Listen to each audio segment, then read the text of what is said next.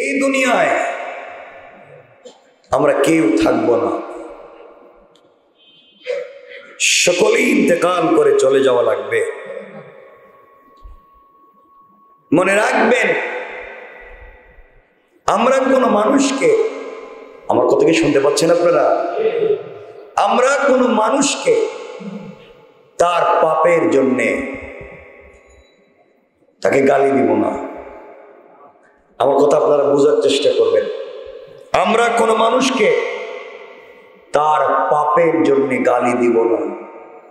হতে পারে ইন্তেকালের আগে সে তওবা করে আল্লাহর প্রিয় পাত্র হয়ে যেতে পারে, আর আমি শয়তানের প্ররোচনায় পড়ে আরো খারাপ হয়ে, ঠিক কিনা বলেন? একজন মানুষ অনেক পাপ করেছে, মদ খেয়েছে 30 বছর আগে, ওর ভালো হয় নামাজ পড়ে, আপনি বলেন দেখছো এটা তো ওই যে মদ খুশ, তাস খেলতো, জুয়া মারতো, 30 বছর আগে করেছে। আপনি তার এখনকার লাইফ দেখেননি। গত পরশুদিন হয়তো সে জিনা করেছে, আর আজ হয়তো তওবা করে আল্লাহর প্রিয় পাত্র হয়ে গেছে, আপনি জানেন, ঠিক কিনা বলেন?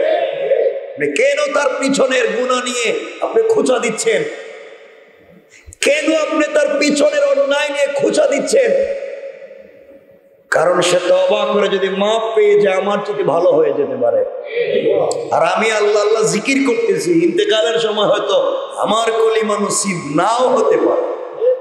আমার কথা কি বুঝেন? এজন্য আল্লাহকে ওয়াস্তে একজন মানুষ কোন পাপ ছেড়ে দেওয়ার পরেও আপনি তার অতীতের পাপ বলে বেড়াচ্ছেন। আবার বলছি, একজন মানুষ অতীতে পাপ করেছে, সে পাপ ছেড়ে দেওয়ার পরেও, সে অন্যায় ছেড়ে দেওয়ার পরেও আপনি তার অতীতের পাপ বলে বেড়াচ্ছেন, মানে সে ঠিকই শয়তানের ফাঁদ থেকে বের হয়ে গিয়েছে, আর আপনি এখনো শয়তানের ফাঁদে পড়ে আছেন। কথা বলেন না কেন? সে পাপ ছেড়ে তওবা করে ভালো হয়ে গেল, আর আপনি এখনো শয়তানের ফাঁদে পড়ে পুরাতন পাপ নিয়ে ঘুরে বেড়াচ্ছেন। এর অর্থ শয়তান আপনার মাথা থেকে এখনো বাইরে নেই। এজন্য মনে রাখবেন, এই সমস্ত যারা করে, মানুষের হিংসা করে, গীবত করে, শিকায়েত করে, সমালোচনা করে, এটা তার ডিউটি এবং দায়িত্ব মনে করে যারা করে, মনে রাখবেন, হিংসুক যদি আসমানের প্রতি ফুটা পানি দিয়ে গোসল করেও, আবারও বলছি, একজন হিংসুক, হিংসাকারী, একজন গীবতকারী, একজন চুগলখুরি, সে যদি আসমানের প্রতি ফুটা পানি দিয়ে গোসল করে ফেলে, কিয়ামতের দিন আল্লাহর সামনে সে নাপাক হয়েই থাকবে। আমার কথা বুঝতে পারেন নাই? বলছি, একজন হিংসুক, একজন গীবতকারী, একজন শিকায়েতকারী, হাফেজ ইবনুল কাইয়িম রাহমাতুল্লাহি আলাইহি বলেন, একজন হিংসুক, একজন গীবতকারী, একজন শিকায়েতকারী, একজন সমালোচনাকারী, একজন সমকামী, সে যদি আসমানের প্রতি ফুটা পানি দিয়ে গোসল করে, অর্থাৎ আল্লাহর সৃষ্টির সব পানি দিয়ে যদি সে গোসল করে, এরপরেও কিয়ামতের দিন সে আল্লাহর সামনে দাঁড়াবে এমন অবস্থায় যেন সে নাপাক। আমার কথা কি বুঝতে পারছেন? আমার কথা কি বুঝলেন আপনারা? এই কথা শোনা পর্যন্তই শেষ।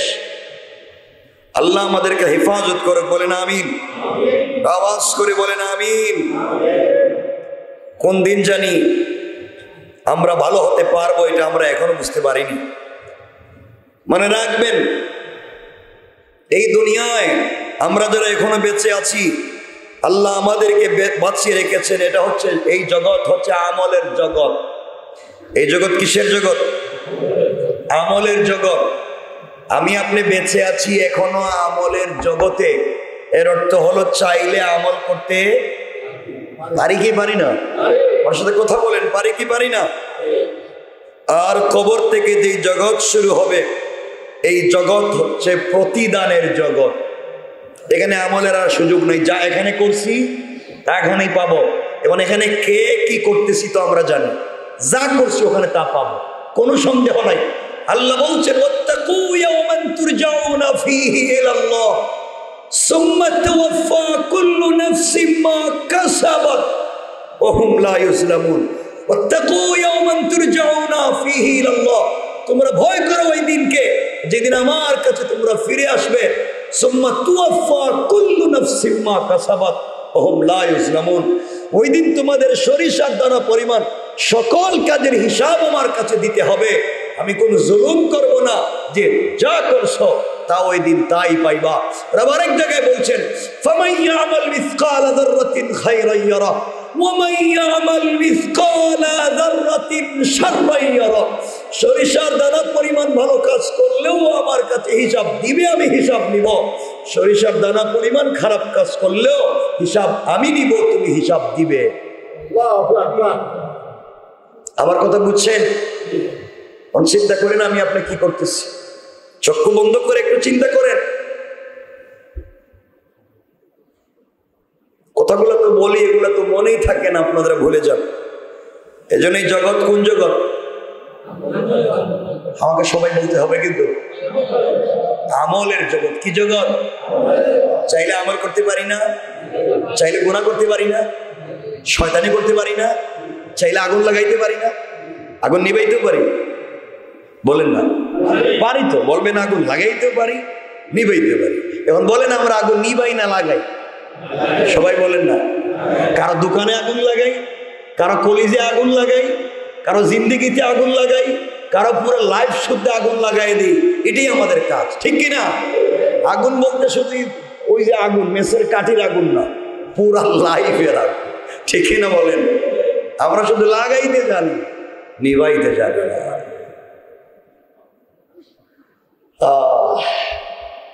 কথাগুলো মনে রাখবেন আমার মুসলমান বন্ধুগণ। কথাগুলো দিল দিয়ে শুনেন কি বলতে চাই। এই দুনিয়ার জমিনে একজন বড় আল্লাহর বুজুর্গ আলেম চলার পথে, দুনিয়ার জমিনে চলার পথে হাঁটতে হাঁটতে তিনি একটা কবরস্থানের কাছে দিয়ে, গুরুস্থানের পাশে দিয়ে চলে যাচ্ছেন। একজন আল্লাহর বুজুর্গ আলিম যাওয়ার সময় তিনি শুনতে পান, কবরের কাছ থেকে শুনতে পান, কবরের ভিতর থেকে কে যেন কোরআন তেলাওয়াত করে। আল্লাহর ওলি দাঁড়িয়ে গেলেন, বুজুর্গ আলিম দাঁড়িয়ে গেলেন। কে রে এত সুন্দর করে কোরআন তেলাওয়াত করে যায়? আমি একা একা হেঁটে যাই, কার কণ্ঠে এত সুন্দর কোরআন তেলাওয়াত শোনা যায়? আল্লাহর ওলি দাঁড়িয়ে গিয়েছেন, খুঁজতে লাগলেন কে যেন কোরআন তেলাওয়াত করে যায়। খুঁজতে খুঁজতে তিনি কোথাও পেলেন না, কাউকে খুঁজে পেলেন না। একটা গুরুস্থান খুঁজে দেখা যায় কোনো মানুষ নাই। আল্লাহর ওলি চক্ষু বন্ধ করলেন, মুরাকাবায় বসে গেলেন। মুরাকাবায় কাশফ হয়ে গেল, তিনি দেখতে পেলেন একজন ব্যক্তি কবরের ভিতরে বসে বসে কবরের ভিতরে কোরআন তিলাওয়াত করে যায়। আল্লাহু আকবার জোরে বলে। তিনি জানতে চাইলেন, কবর থেকে জবাব তিনি জানতে চাইলেন, তুমি এখানে বসে বসে কোরআন তিলাওয়াত করার কারণ কি? এ আল্লাহর গোলাম জবাব দিচ্ছে, বাইরে আমি পৃথিবীতে ছিলাম একজন কোরআনের হাফেজ, পৃথিবীতে কোরআনের সঙ্গে আমার বড় সম্পর্ক ছিল। মানুষ পুরা বছরে এক খতম কোরআন তিলাওয়াত করতে পারতো না, আর আমি প্রতিদিন 2 খতম কোরআন তিলাওয়াত না করে ঘুমাই না। সুবহানাল্লাহ। তো আসতে বললেন, আর একটু জোরে বলা লাগবে সুবহানাল্লাহ, আরো জোরে পড়েন। 2 খতম কোরআন প্রতিদিন। এইভাবে আমার চলতে লাগলাম। আমি আল্লাহর কাছে দুনিয়ায় জীবিত থাকতে দোয়া করে বলেছি, আল্লাহ আমি যদি ইন্তেকাল করে কবরে চলে যাই, তোমার কাছে আমি কিছুই জানতে চাইবো না, কোনো জিনিস চাইবো না। আয় আল্লাহ তাআলা, তুমি শুধুমাত্র কেবলমাত্র আমাকে দুনিয়ায় যেভাবে কোরআন তেলাওয়াতের সুযোগ দিয়েছ, কবরেও তুমি আমাকে কোরআন তেলাওয়াতের সুযোগ দিবা। আল্লাহর ওলিতে জানতে চাইলেন, গোলাম কি বলতে চাও বলো। গোলাম বলছে, আল্লাহর ওলি, আমি ইন্তেকাল করে কবরে এসেছি, আমার কাছে জানতে চাওয়া হয়েছে তুমি কি চাও। আমি আবার জীবনে বেঁচে থাকবার সেই কথাটাকে স্মরণ করিয়ে দিয়ে বলছি, আল্লাহ তাআলা, আমি আর কিছুই চাই না, আমি এই কবরের ভিতরে কোরআন তেলাওয়াত করতে চাই। এইভাবে কোরআন তেলাওয়াত করে যাই, অনেক দিন থেকে কোরআন তেলাওয়াত করে যাচ্ছি, আজ পর্যন্ত কোরআন তেলাওয়াত করেছি কমপক্ষে 5 থেকে 8,000 খতম। আরো জোরে পড়েন, 5 থেকে 8,000 খতম কোরআন কবরের ভিতরে আমি তেলাওয়াত করতেছি। এভাবেই আমার দিন চলে যায়। আল্লাহর ওলি কথাগুলো শোনা মাত্র দাঁড়িয়ে বললেন, সুবহানাল্লাহ। আল্লাহু আকবার বলেন। সুবহানাল্লাহ বলার সাথে সাথে কবরের ভিতরের ব্যক্তি কান্নায় ভেঙে পড়েছে, ডাক দিয়ে বলেছে, আল্লাহর ওলি, আপনার পায়ে ধরি, আমি 8,000 বছর কোরআন তেলাওয়াত করেছি, ওই তেলাওয়াত গুলো আপনি নিয়ে নেন, আর আপনার ওই 1 সেকেন্ডের সুবহানাল্লাহর সওয়াবটুকু আমাকে দিয়ে দেন। আল্লাহর ওলি জানতে চাইলেন, যুবকরে, তুমি 8,000 বছরের কোরআন তেলাওয়াত আমাকে দিয়ে দিতে চাও, আর আমার 1 সেকেন্ডের সুবহানাল্লাহ নিয়ে নিতে চাও, কারণ কি জানতে চাই। যুবক জবাব দিচ্ছে, আল্লাহর ওলি, কবরের ভিতরে দীর্ঘদিন থেকে 5 থেকে 8,000 বছর কোরআন 5 থেকে 8,000 খতম কোরআন তেলাওয়াত করেছি, 1 পয়সারও সওয়াব হয় নাই। আর আপনি যে একবার সুবহানাল্লাহ বলেছেন, আমার 8,000 খতম কোরআন তিলাওয়াতের চাইতে 1 কোটি গুণ বেশি সওয়াবের মালিক হয়ে গিয়েছে। কারণ আপনি দুনিয়ায় জিন্দা, আপনি শ্বাস ফেললে সওয়াব, আর আমি কবরে আমি সিজদা দিলেও সওয়াব নাই, তিলাওয়াত করলে সওয়াব নাই। কারণ কবরের জগৎ সওয়াবের জগৎ নয়, আমলের জগৎ নয়, প্রতিদানের জগৎ। আর আপনি যেই জগতে আছেন সওয়াবের জগৎ। আমি 8,000 কোরআন খতম করে যেই সওয়াব পাই নাই, আপনি একবার সুবহানাল্লাহ বলে তার চাইতে কোটি গুণ বেশি সওয়াব পেয়েছেন। সুতরাং এখনো আপনি বেঁচে আছি, এখনো চাইলে, আজও চাইলে জাহান্নামের দরওয়াজাগুলোকে বন্ধ করে, আজও চাইলে নিজের ইচ্ছায় আমরা আল্লাহর কাছে চেয়ে জান্নাতের দরওয়াজা খুলে নিতে পারে। কোন ঠিক কিনা? ঠিক কিনা বলেন? আমরা প্রতিনিয়ত জান্নাতের দরজা বন্ধ করেই চলছি। আমরা আপনারা বুঝি না, জান্নাতের দরজা শুধু বন্ধ করেই চলছি, খারাপ পথেই চলছি। জানি না কার গুনাহ কাকে কোন জায়গা পর্যন্ত নিয়ে যায়, কোন জায়গা পর্যন্ত আপনাকে আমাকে নিয়ে যায়। আমার বন্ধুগণ, কথাগুলো দিল থেকে শোনেন। এই জন্য আবারও বলছি, আপনার অন্তরে যদি কোনোভাবে, আপনার অন্তর যদি শক্ত হয়ে যায়, আপনার দিল যদি শক্ত হয়ে যায়, আপনার দিল যদি দুনিয়ার মধ্যে ডুবে পড়ে যায়, আপনার দিল যদি দুনিয়ার পিছনে ছুটে চলে, আপনার মনে যদি শুধু শয়তানি আর নাফরমানি থাকে, আপনি মাঝে মাঝে কবর জিয়ারত করে আসবেন, কবরের কাছে যাবেন। কবরের কাছে গেলেই বুঝতে পারবেন, একা একা যাবেন, গভীর রাত্রে যাবেন, বুঝতে পারবেন কবরের কাছে গেলে আপনার চাইতে কত পাওয়ারফুল শক্তিমান মানুষ পড়ে আছে, হাত নাড়াতে পারে না, কবরের মাটি গুলাও সরাতে পারে না। আজ আপনার জবান আছে, শয়তানি করার সুযোগ আছে। আপনি আমিও যদি মরে যাই, আমাদের কবরের উপর দিয়া কত বুড়া গাদা হাঁটবে, প্রস্রাব করবে, আমরাও সরাতে পারবো না। ঠিক কিনা বলেন?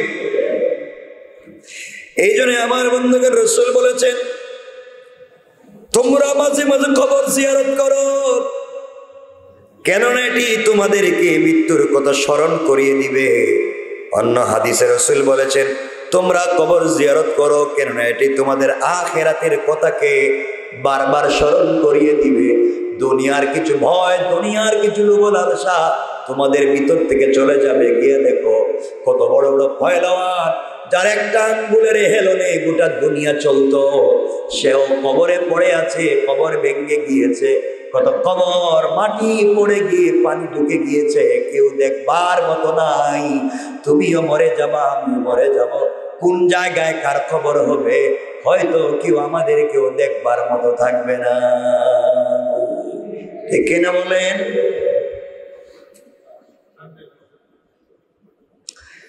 এই জন্য খুব মনোযোগ দিয়ে শুনেন, দুনিয়ার জমিনে আমাদেরকে কি করা লাগবে।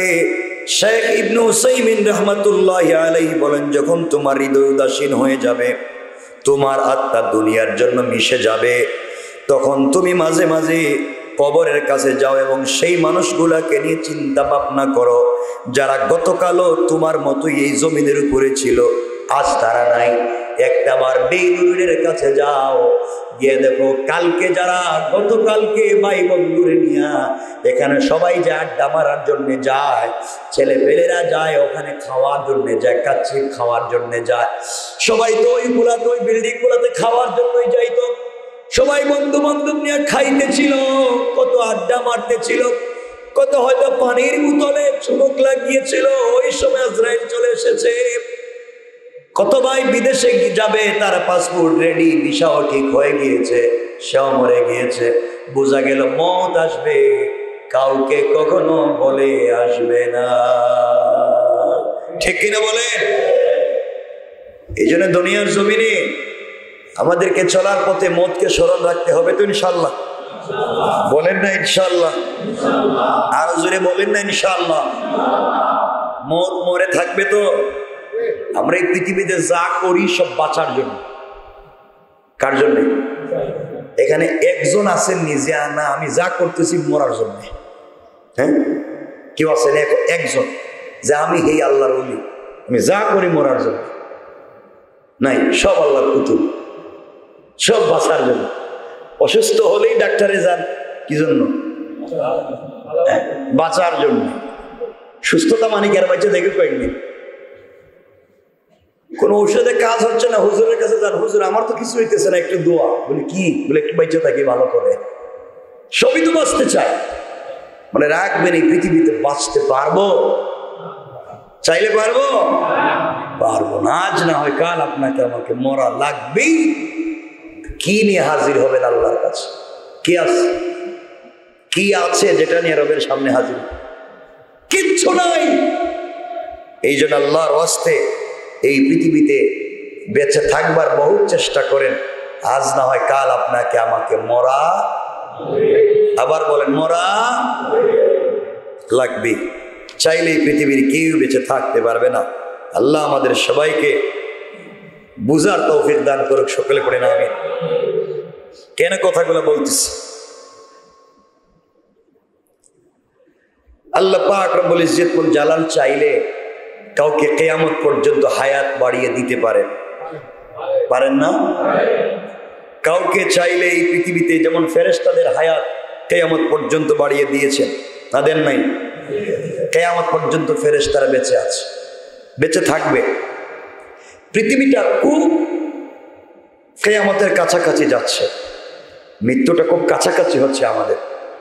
ব্যক্তির মৃত্যু, জাতির মৃত্যু, ওরা দুনিয়ার মৃত্যু খুব কাছাকাছি আসতেছে।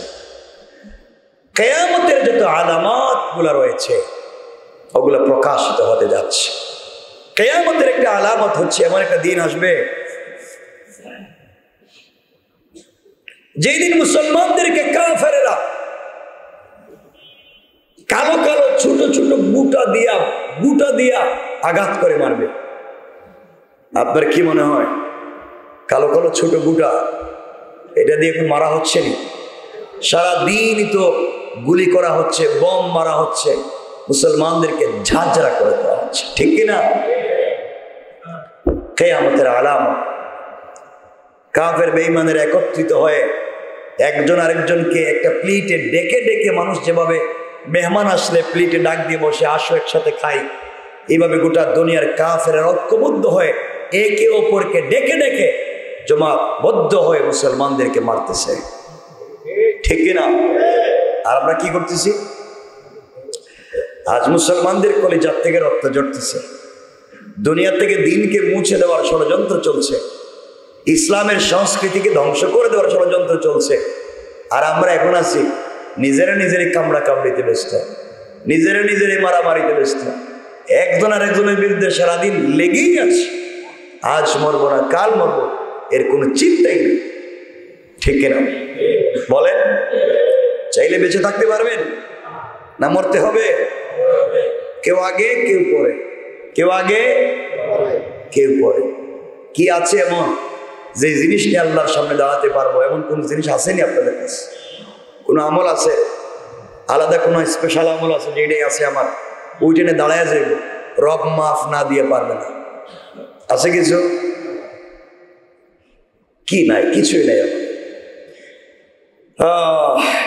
এই পৃথিবীতে আল্লাহ চাইলে কাউকে হায়াত দিতে পারেন। যেমন ইতিহাসে পাওয়া যায় হযরত খিজির অথবা হযরত খাজির, তাকে আল্লাহ তাআলা হায়াত দিয়েছিলেন। ইতিহাসে পাওয়া যায় তিনি আবে হায়াত পান করেছিলেন। আবে হায়াত মানে কি এর পানি? হ্যাঁ, হায়াত, জীবন, জীবনের পানি, মৃত্যুবরণ না করার মতো পানি পান করেছিলেন। এটা আসেনি দুনিয়া, এমন কিছু আছে? ইতিহাসে পাওয়া যায়, আমরা দেখি তিনি কি করেছিলেন, আর আমরা এটারে কি বলি। কোরআন শরীফে হযরত যুলকারনাইন সম্পর্কে আলোচনা আছে। যুলকারনাইন তিনি একজন অপরাজেয় বাদশাহ ছিলেন। পৃথিবীর পুরো পৃথিবী বাদশাহ ছিলেন, সমস্ত দেশ সমূহ তিনি জয় করেছেন। আল্লাহ পাকের খাস বান্দে এবং ওলি ছিলেন। সুবহানাল্লাহ বলেন। তিনি পুরা দুনিয়া ইসলামের ঝান্ডাকে উড্ডীন করেছিলেন পুরো পৃথিবীতে। ইতিহাসে তাকে বাদশাহ সিকান্দার নামেও চিনে, বাদশাহ সিকান্দার। কেউ কেউ তাকে আলেকজান্ডার দি গ্রেট নামেও বলে থাকেন। আমি বললাম জালেম ইয়াজুজ, যাদেরকে আমরা ইয়াজুজ এবং মাজুজ নামে চিনি, চিনেনি আপনারা? নাম শুনছেন তো? ইয়াজুজ মাজুজ, এই দুই জাতিকে প্রাচীর দিয়ে আবদ্ধ করে রেখেছিলেন যিনি, তিনি হচ্ছেন যুলকারনাইন। এরা পৃথিবীতে বের হয়ে আসতে চায়, পৃথিবীবাসীদেরকে খেয়ে ফেলতে যায়, তো পুরো রাত জিব্বা দিয়ে চাটে, ওয়ালে চাটতে চাটতে চাটতে চাটতে পৃথিবীতে বের হয়ে আসতে চায়, পুরো জাতিকে খেয়ে ফেলতে চায়। কিন্তু যখনই শেষ, এখন চাটলেই তারা বের হয়ে যাবে, এমন সময় আজানের টাইম হয়ে যায়, সূর্য উদিত হয়ে যায়, আর তাদের চাটা বন্ধ হয়ে যায়, ওয়াল আগের জায়গায় চলে যায়। আল্লাহ করে এত আসতে এই জাতিকে বন্ধ করে, এরা কিয়ামতের আগে বাইরে। এখন তো ইয়াজুজ মাজুজ বাইরে এসে, ওই ইয়াজুজ মাজুজ না, মানুষের মধ্যে ইয়াজুজ মাজুজের অভাব আছে না? ওমা আছে, পাবলিককে খায় ফেলায়, সব সব দিয়ে দোহের, সব পাওয়ার পরে হে খুশি না। এমন ইয়াজুজ মাজুজ আসেনি? কথা বলেন নাকি? আমার বন্ধুগণ,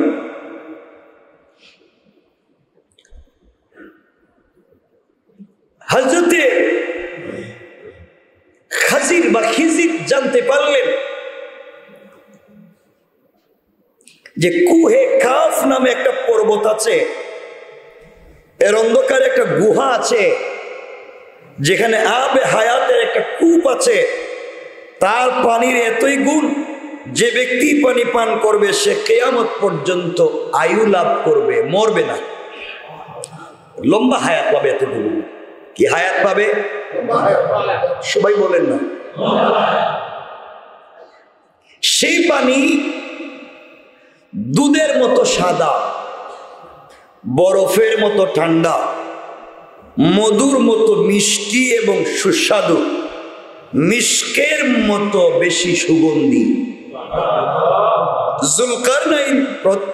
যুলকারনাইন যে বাদশাহ ছিলেন, তার প্রধানমন্ত্রী ছিলেন হযরতে খিজির। হযরতে খিজিরকে সঙ্গে নিয়ে বাদশাহ জুলকারনাইন, বাদশাহ সিকান্দার, আলেকজান্ডার দি গ্রেট, তিনি বের হলেন এই পানির সন্ধানে। যেভাবেই হোক এই পানির পান করা লাগবেই। এই পুরা জাতিকে দিনের পথে নিয়ে আসতে গেলে হায়াত লম্বা হওয়া দরকার। যেভাবেই হোক এই জাতিকে দিনের পথে আমার আনা লাগবেই। দেখে তুই পানি পাওয়া যায় না। বাইরে কে? বাদশাহ জুলকারনাইন। তার প্রধানমন্ত্রীর নাম ছিল খিজির। প্রধানমন্ত্রীর নাম কি? যাওয়ার সময় তিনি বড় বড় ওলিয়া ওলিয়াদেরকে জিজ্ঞাসা করলেন, কুহে কাফের গভীর অন্ধকার গুহায় তো কিছুই দেখা যাবে না, তখন সেই অন্ধকারে কিভাবে চলাফেরা করব? কারণ এ তো অন্ধকার। অন্ধকারে আমি চলবো কেমনে, চিনবো কেমনে? তারা বললেন, হ্যাঁ আন্ডা বেচ্চ খায় বলে। মানে বিশ্বাসে আঘাত করে এমন পৃথিবীতে লোক নাই, একবারই নাই। আচ্ছা, সঙ্গে নিলেন প্রায় 1000 সহচর। কতজন মানুষ সাথে নিলেন? 1000। প্রয়োজনীয় খাদ্য দ্রব্য নিলেন। দীর্ঘকাল পথ চলার পর, লম্বা কথা সংক্ষেপ করে বলতেছি, এক পর্যায়ে তিনি কুহে কাহাফে গিয়ে পৌঁছলেন। কুহে কাফে গিয়ে পৌঁছলেন, কিন্তু সূচিবেদ্য ঘন অন্ধকার। সবাই পথ হারিয়ে গেলেন। অন্ধকারে কি করলেন? অন্ধকারে কি পথ দেখা যায়? পথ হারিয়ে পেল। অন্ধকারের কারণে 1000 সাথী একে অপর থেকে বিচ্ছিন্ন হয়ে গেলেন। কে কোথায় কারো কোনো খবর নাই। এভাবে চলে গেছে প্রায় 1 বৎসর।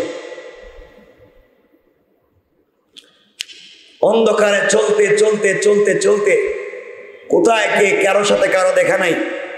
সবাই একদিন ঘুরতে ঘুরতে গিয়া আবার রাজধানীতে বাইরে। কোথায়? যারা খুঁজতে একদিন সব শেষ। কিন্তু হযরতে খিজির আলাইহিস সালাম সেই অন্ধকারের মধ্যে ঘুরে বেড়াতেন, কারণ তার কাছে একটা জিনিস আছে। কি? পাথর। কি মনে আসেনি? তিনি সেটা বাইর করলেন, কারণ পাথর তো তার কাছেই আছে। বাহির করলেন, সাথে সাথে গুহা আলোকিত হয়ে গিয়েছে। সুবহানাল্লাহ বলেন। কিছুক্ষণ অনুসন্ধান করতে করতেই তিনি আবে হায়াত কূপটি পেয়ে গেলেন। তিনি আল্লাহর দরবারে শুকরিয়া আদায় করলেন এবং অঞ্জলি ভরে তিনি তা পান করলেন। সুবহানাল্লাহ বলেন। কেউ কেউ বলেন এজন্য হযরতে খিজিরকে আল্লাহ কিয়ামত পর্যন্ত হায়াত লম্বা করে দিয়েছেন। আর আমরা বলি আল্লাহ তাআলা ইচ্ছা করছেন খিজিরকে কিয়ামত পর্যন্ত বাঁচিয়ে রাখবেন, এই জন্য তার হায়াতকে বাড়িয়ে দিয়েছেন। বলেন সুবহানাল্লাহ।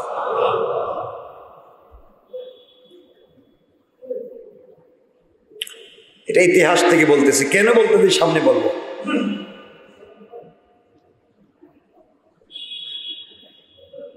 আবার আপনাদেরকে বলতেছি, এখন আপনারা মনে করতে পারেন তাহলে এই কূপের পানি পান না করলে বোধহয় কেউ বাঁচবে না কিয়ামত পর্যন্ত।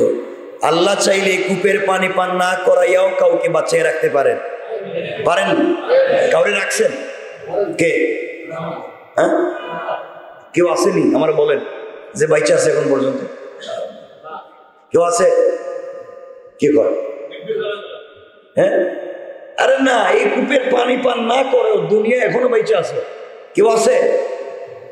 জানা নাই? হ্যাঁ, না, তিনি তো দুনিয়া নাই, আমি দুনিয়ার কথা বলতেছি। এই পৃথিবীতে এই আবে হায়াতের পানি পান না করেও বেঁচে আছে শয়তান। শয়তান কে? বাইচা আছে না মরে গেছে? গা না মরে গেছে? আছে না নাই? কোন হায়াতের পানি পান করছে? পানি পান না করেও বেঁচে আছে। এরে বাঁচিয়ে রাখছেন কে? আরো জোরে বলুন কে? আল্লাহ চাইলে পারেন কি পারেন না? কিন্তু এখানে একটা ভিন্ন ঘটনার কারণে এটা হচ্ছে। আমার বন্ধুগণ,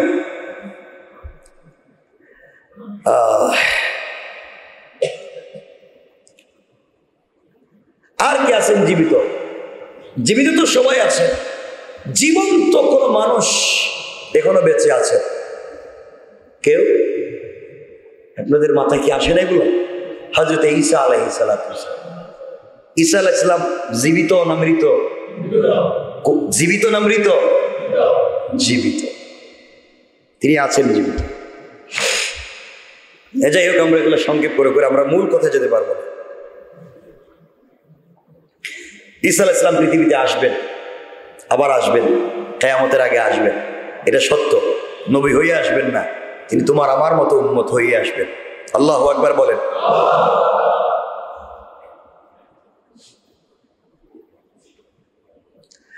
আল্লাহ রাব্বুল ইজ্জত ওয়াল জালাল বলছেন কোরআনে কারীমে, আল্লাহ পৃথিবীতে কারো উপরে কারো শ্রেষ্ঠত্ব দিয়েছেন। আল্লাহ বলছেন ওয়ালা তাতামান্নাউ মা ফাদ্দালাল্লাহু বিহি বা'দাকুম আলা বা'দ, যাকে ইচ্ছা করেন তিনি কারো উপরে কারো শ্রেষ্ঠত্ব দিতে পারেন।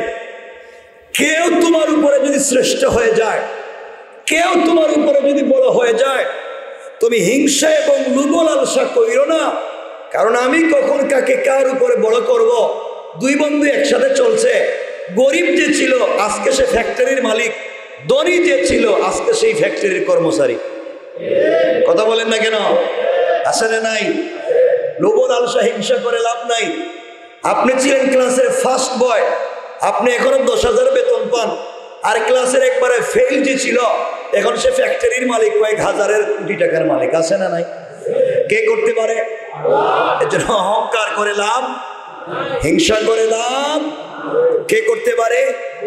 আল্লাহ বলছে তার প্রয়োজনে তিনি কাউকে কারো উপরে শ্রেষ্ঠত্ব দিতে পারে। আল্লাহ রাব্বুল ইজ্জত ওয়াল জালাল আরো বলছেন, কথাগুলো বলার কারণ এটা, যালিকা ফাদলুল্লাহি ইউতিহি মান ইয়াশা। আল্লাহ বলছেন এসব আল্লাহর অনুগ্রহ, তিনি যাকে ইচ্ছা তাকে দান করেন। সুবহানাল্লাহ বলেন, আর জোরে বলেন না সুবহানাল্লাহ। আল্লাহ ইচ্ছা করলে সব পারেন, আল্লাহ সব পারেন। আপনি দেখবেন 50 বছর থেকে দোকানদারি করতেছেন, আপনার দোকানে ব্যবসা হয় না, আর আরেক বেচারা আপনার দোকান কি ডেকোরেশন করা, রেস্টুরেন্ট কি ডেকোরেশন করে রাখছেন, এরপরও দেখবেন পাবলিক আপনার রেস্টুরেন্টে আসে না। আর একজনের ভাঙ্গা দোকান, কুত্তা এদিকে ঢুকলে আরেক দিকে বেরিয়ে যায়, এর দোকানে দেখবেন কাস্টমার সরাইতেই পারে। আসে না নাই? কে করতে পারে? আল্লাহ বলছেন যালিকা ফাদলুল্লাহি ইউতিহি মান ইয়াশা, এটা আমি আল্লাহ কাকে কখন কোন অনুগ্রহ দিব কেউ জানে না, জানেন কে?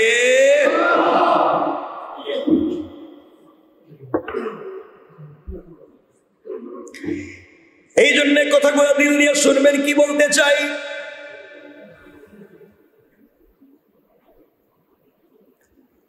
হযরতে খিজির আলাইহিস সালামের কথা নিয়ে আসবার কারণ হলো এক সময় তিনিও হারিয়ে গিয়েছিলেন, হাতের মধ্যে সেই পাথরও তিনি হারিয়ে ফেলেছিলেন। তিনিও রাস্তাঘাট ভুলে গিয়েছিলেন, বুঝতে পারলেন মন চাইলে কোনো জিনিসের মাধ্যমে পৃথিবীতে বেঁচে থাকা যায় না, পৃথিবীতে বেঁচে থাকতে হবে একমাত্র অনুগ্রহ লাগবে কার? বুঝতে চাইলেন আপনি যত দুনিয়ার যত উপকরণ গ্রহণ করেন বাঁচার জন্য, দুনিয়ায় আপনি বড় হওয়ার জন্য, নিজেকে বড় করবার জন্য যত উপকরণ গ্রহণ করেন, আপনার যত সেনা সামন্ত গ্রুপ থাকবে, কর্মীর অভাব থাকবে না, কেউ আপনাকে বাঁচাইয়া রাখতে পারবে না। কিয়ামত যখন আসবে, বিপদ যখন আসবে, আপনার উপরেও আসবে, আর পৃথিবীতে বাঁচাইয়া রাখতে পারেন একমাত্র আমার আল্লাহ। দেখবেন রোড অ্যাক্সিডেন্ট করে গাড়ির 20 জন যাত্রী সবাই মরে গিয়েছে, কোলের বাচ্চার শরীরে একটা আঁচড়ও লাগে নাই। আছে না নাই? নদীতে দেখবেন লঞ্চ ডুবে সবাই মরে গিয়েছে, কিন্তু কোলের বাচ্চাটাকে বাঁচাইয়া রেখেছেন কে? আরো জোরে বলেন কে? আল্লাহ এগুলো পারেন। আল্লাহ রাব্বুল ইজ্জত ওয়াল জালাল যাকে ইচ্ছা সেই ফজিলত দান করেন। যুলকারনাইন নিজের ভুলের জন্য অনুতপ্ত হয়ে গেলেন, নিজেকে ইসলাহ করে ফেলেছিলেন, মুসা আলাইহিস সালাম দীর্ঘ আয়ুর চেয়েও আল্লাহ প্রদত্ত আয়ুকে পছন্দ করেছিলেন। আল্লাহ রাব্বুল ইজ্জত ওয়াল জালাল মুসা আলাইহিস সালাতু ওয়াস সালামকে হায়াত দিয়েছিলেন। মুসা আলাইহিস সালাম আল্লাহর উপরে ছেড়ে দিয়েছিলেন, বলছিলেন আল্লাহ যদি চায়, যতদিন আল্লাহ চাইবে ততদিন আমি পৃথিবীতে বেঁচে থাকবো, আল্লাহ যেদিন চাইবে না পৃথিবীতে বেঁচে থাকবো না। আমি এতক্ষণ আলোচনা করে বুঝাতে চাইলাম পৃথিবীতে আমি আপনি যা অর্জন করি সব কিছু দান করেন কে? আরো জোরে বলেন কে? তাহলে আপনি হিংসা করেন কেন? তাহলে হিংসা করেন কেন? আপনার হয় না আমার হয়ে গেছে, আমার হয় না আপনার হয়ে গেছে। আল্লাহ বলছেন যালিকা ফাদলুল্লাহি ইউতি মান ইয়াশা, আমি যাকে ইচ্ছা তাকে দিব, তো আপনি হিংসা করবেন কেন? কথা কি বুঝতে পেরেছেন? দিতে পারেন কে? কেন বললাম আমরা 1 মিনিটে সংক্ষেপ করে দেই। হযরত আজরাইল আলাইহিস সালাতু ওয়াস সালাম সরাসরি এসে জান কবজ করে নিয়ে যান না, তিনি তার বাহিনী পাঠাইয়া দেন। কিন্তু নবীদের কাছে আসার সময় তিনি নিজে আসেন, অনুমতি নিয়ে আসেন। মুসা আলাইহিস সালামের কাছে জিবরাইল ফেরেশতা মানুষের সুরতে এসে অনুমতি চাইলে মুসা আলাইহিস সালাম লোকটিকে জিজ্ঞাসা করলেন তুমি কে? জবাব দিলেন আমি জিবরাইল, আপনার জীবন নিতে এসেছি, আপনাকে দুনিয়া থেকে নিয়ে যেতে এসেছি, আপনি কি এখন জান কবজ করার অনুমতি দিবেন? মুসা আলাইহিস সালাম ভাবলেন লোকটা হয়তো ফেরাউনের লোক হইতে পারে। কাল লোক, কারণ আমাকে মারার জন্য ঘুরতেছে কে? মুসারে মারার জন্য, আমারে না, আমার কথা বলতেছি, আমারে মারার জন্য আবার কে ঘুরবো? মুসাকে মারার জন্য ঘুরতেছে কে? ফেরাউন এবং ফেরাউনের বাহিনী। আজরাইল আইসা যখন বলছেন আমি আজরাইল আপনার জীবন নিতে আসছি, মুসা চিন্তা করছে কি আর আজরাইল, আজরাইল কি তা বাড়ি মানুষের মতো নেই, এটা মনে হয় আজরাইল না, এটা ফেরাউনের কোন লোক হইব, আমারে ঠকাইয়া মারতে চায়, দিছেন এক থাবড়া, এক থাপ্পড়। কে বলছেন ঘুষি মারলেন, সাথে সাথে আজরাইলের 2টা চোখ উপড়ে পড়ে গেল, উপড়ে গেল। মানুষ রূপী ফেরেশতা আল্লাহর কাছে বলছেন আল্লাহ আপনি কার কাছে জীবন নিতে পাঠাইলেন?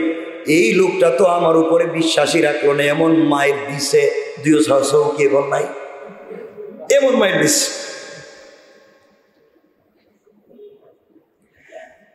আল্লাহ রাব্বুল ইজ্জত ওয়াল জালাল বললেন তুমি যাও, তার কাছে গিয়ে বলো আমি আল্লাহর হুকুমে এসেছি, আল্লাহ আমাকে পাঠিয়ে দিয়েছে। তার বকরির পিঠে হাত রাখতে, বকরির পাল আছে মুসার, এই হাতের তালুর নিচে যতগুলা পশম পড়বে তত কোটি বৎসর আল্লাহ তার হায়াত বাড়াইয়া দিবে। বুঝতে পারলেন তিনি জিবরাইল, আজরাইল বুঝতে পারলেন আজরাইল ফেরেশতা, তিনি বললেন সেই পশম পরিমাণ আয়ু বরাবর পরে কি আমার কাছে আবার আপনি আসবেন? কয়েকদিন যত কোটি পশম থাকুক একদিন পশম শেষ হয়ে যাবে, আপনি মরে যাবেন।